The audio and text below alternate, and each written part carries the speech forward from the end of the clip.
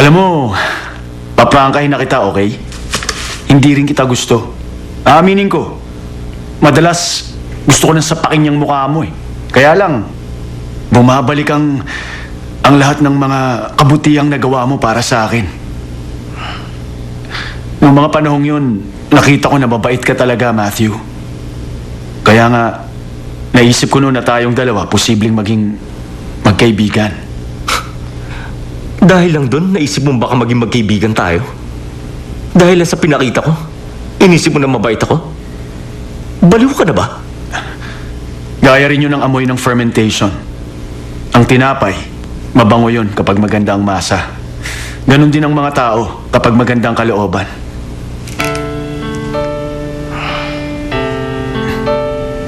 Ang totoo, Matthew, masaya ako na nandito ka sa bakery. Parang kulang pag wala ka eh. Kaya nga gusto ko kapag nakakasama kita, mas palagay kasi ang loob ko. Pwede pa tayo magkaayos.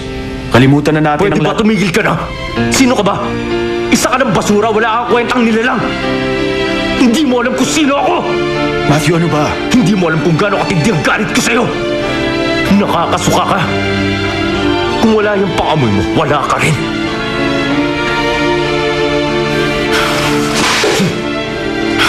Saan ko ba kasi iniwan ang player na yun?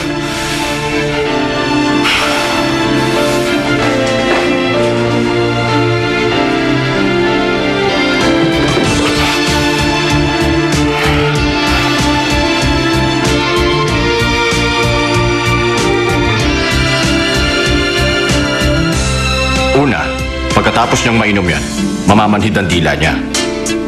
Tapos mawawala na siya ng panlasa. Kasunod na ang pangamoy.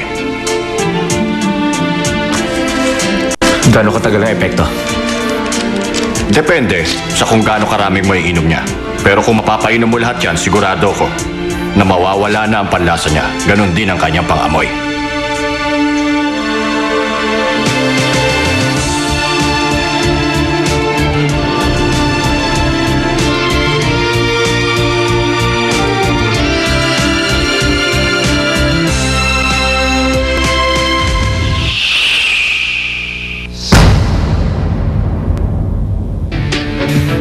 Siya ang girlfriend ko.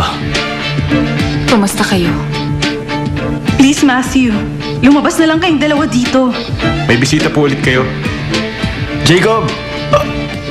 Kilala mo na siya, Mama. Kaya hindi ko na siya i-introduce sa inyo. Bumati ka rin sa kanya. Bakit, Yula? Ayaw mo ba? Hola, Abby. Say hi. Siya ang isa pa ninyong kapatid. Si Takbo.